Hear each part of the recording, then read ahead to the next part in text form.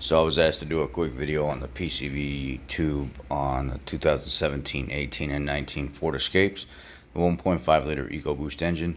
This tube sits right behind the whole air box where it goes from the box itself, and then the tube goes across the engine and starts to drop down to the back of the engine. You actually have to remove that tube center section on top of the motor, pull it out of the way, and then this tube sits right behind it.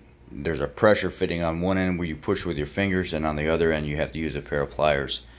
This is what it looks like on Parts Geek 124.64. You can find it other places as well, but somebody wanted a source to get this part. Typically, Parts Geek is a really good place to buy parts. I've bought parts from them before, and I've never had an issue getting OEM parts.